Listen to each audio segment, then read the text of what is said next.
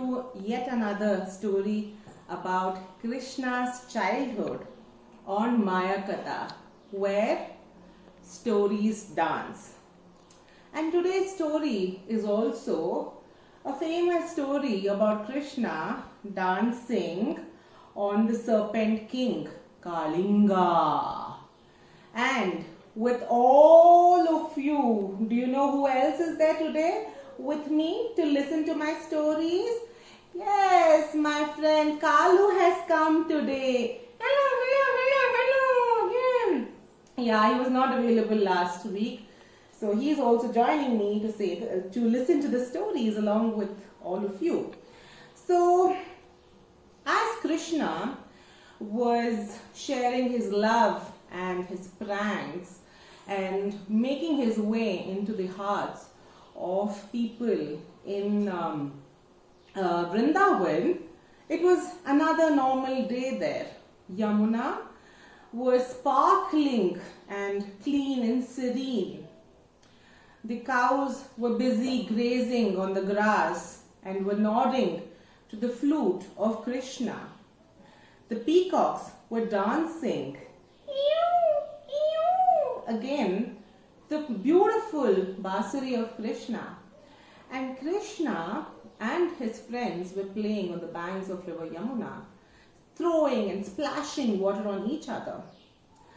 After playing, they decided that they will take the cows for a wash.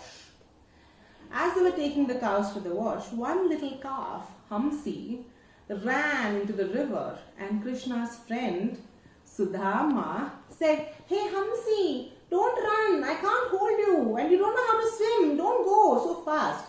Hamsi turned behind and laughed that Sudama couldn't catch her and still ran further.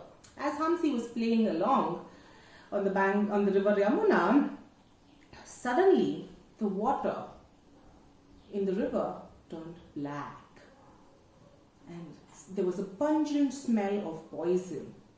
Before the friends could react, Sudama and Madhu, Krishna's friends, almost fell unconscious and they shouted for help. "Krishna! Krishna!" they shouted for help. Krishna and Balram were playing a little far away. As Krishna ran towards Sudama and Madhu, they were unconscious. He pulled them to the shore and he gently pressed their forehead for them to be awake. So as they opened their eyes, Sudama was, "Krishna, behind you! Krishna, a snake!" Balrama took a stone to deviate the snake and hit it and said, "You nasty beast, get out from here!" And before Krishna could react, the snake started spitting poison and moved swiftly towards Krishna. Krishna saw and climbed the tallest tree there and said, "You Kalinga, the snake with 5 heads, you have created a lot of trouble to my friends. Get out from here or I won't spare you."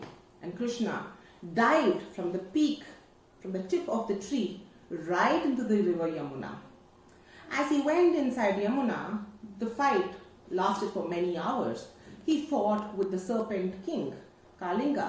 And like I mentioned, the Kalinga's eyes were green and his venom was very poisonous.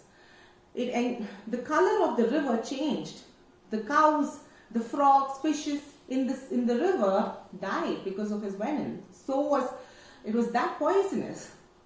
And as Krishna and Kalinga were fighting in terms to see who is the strongest, Kalinga wrapped Krishna like a small tiny doll around his tail, and Krishna struggled to come out of that grip of Kalinga. As he was making his way up to teach Kalinga a lesson, and he had a plan, Krishna's friends ran to Nanda Maharaj and said what happened near the banks of Yamuna and how Krishna was fighting with the snake. Both mother and Maharaja Nanda Kumar ran towards river Yamuna. Mother Yashoda asked Balram, "Where is your brother?"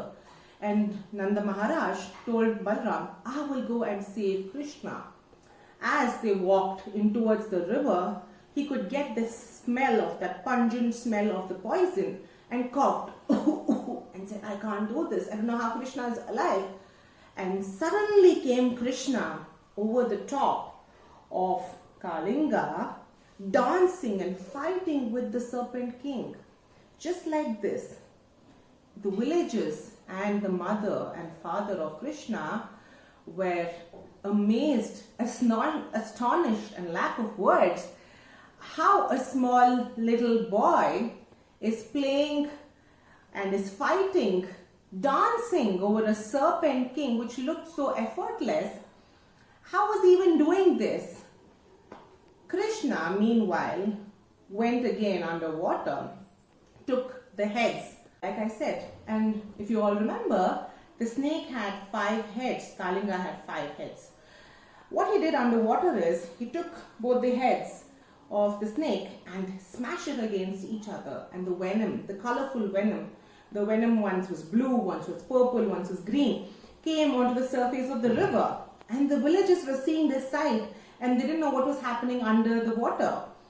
And he ensured that he hit the heads of the snake multiple times until the venom had almost stopped. Lastly, what he did was he tied the tail of the snake to a rock, and he again distracted the snake, and the snake went to almost catch him, and because of the force that the snake went, it bounced back and hit its head back to the rock very hardly. Finally, Krishna again emerged onto the surface of the water, where almost since his mother had fainted, mother woke up. Maharaj Nandakumar also saw what sight he was, and Krishna danced, playing his flute, taka dimi dimi taka on the snake, which was huge and venomous.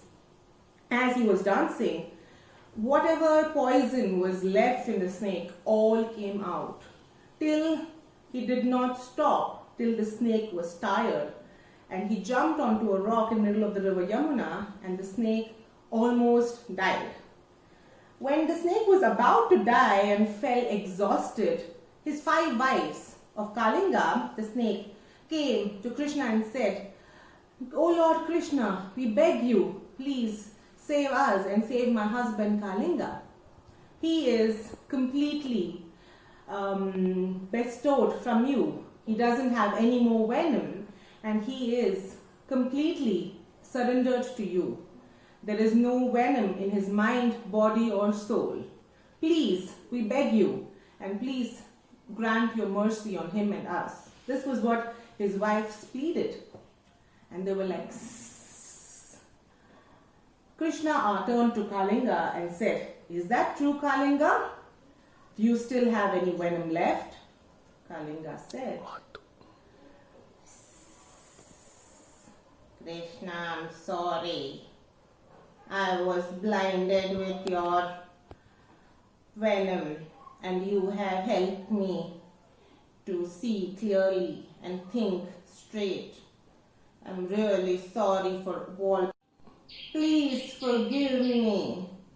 I am in your mercy. Please, Krishna, save me."